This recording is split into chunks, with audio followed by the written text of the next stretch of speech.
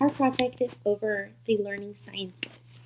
Learning sciences is an interdisciplinary field that studies how people learn, focusing on the process of learning.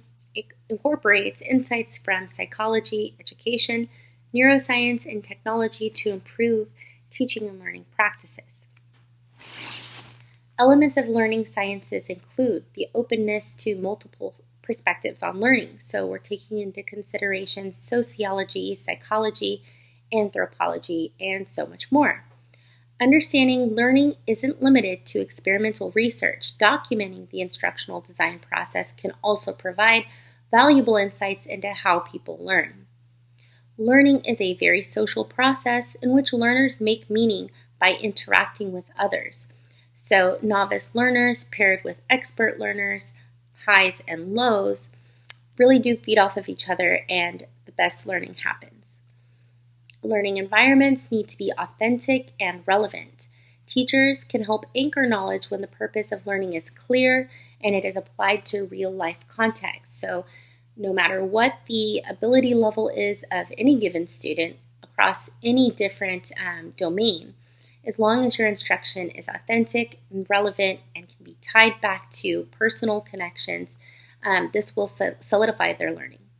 Technology is used also in helping to facilitate learning and model our thinking.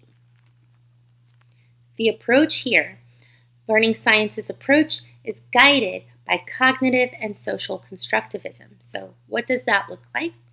Number one, scaffolding to meet the needs of diverse learners. In any given classroom, you will have multiple ability levels. You may even have some students who are English language learners. So it is very important to be able to meet the needs of diverse learners, no matter where they are, in order to facilitate and ensure that each student is given a fair, proper education. Number two, the zone of proximal development. Number three, learner-centered learning environment. It should not be teacher-led. Your learning environment should be student-centered with a lot of academic discourse amongst your classroom. Number four, focus on authentic tasks. So once again, making sure that learning is relevant and they're able to actually connect. Number five, opportunities for reflection, opportunities for refinement. And number six, collaborative learning. So you want to make sure that you have a classroom that is rich in collaboration, peer review, and academic discourse.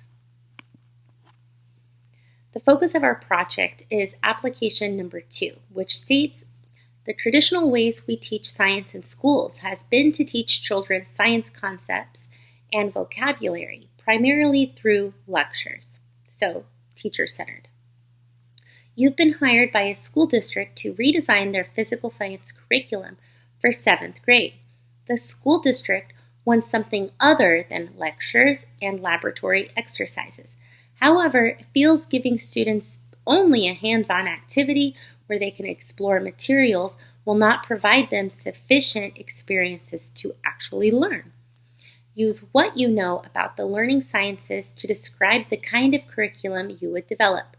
What are some principles of the learning sciences that you would apply to the curriculum? What kinds of instructional activities would you include? How would you design the learning environment itself? And how would that differ from the traditional classroom environment? For the physical science curriculum, we're going to focus on the earth science aspect of physical science, which is like the earth's structure, rocks and minerals, the surface, atmosphere, and as well as human impact on the earth, like pollution or habitat loss. So going back to the learning sciences, as mentioned before, the learning science is guided by the constructivism theory. So in that, many of the science concepts would be taught through authentic tasks like solving a problem. Also a lot of collaborative learning. It talks about the zone of proximal development where novice learners can be placed with experts to learn more. And then also discovery model or hands-on activity where students are exploring and experimenting with the science topics. So to kind of show this in action, we came up with a sample warm-up for an objective. So this objective is students will be able to identify a type of rock as either igneous or sedimentary according to its physical properties. So kind of a good way to show the learning science within this warm-up would be that the teacher could facilitate a virtual tour of a hike. So here's a little picture showing that. And so they get to kind of explore this area, and then they can also get actual sample of the rocks from this area. And so students can hold and observe this and talk amongst themselves on what kind of rock it would be. So hopefully they could see that it is sedimentary because it's layered. And then obviously we could look more into the type of rocks there are, or sedimentary rocks. So this is just one type of example using the learning science concept.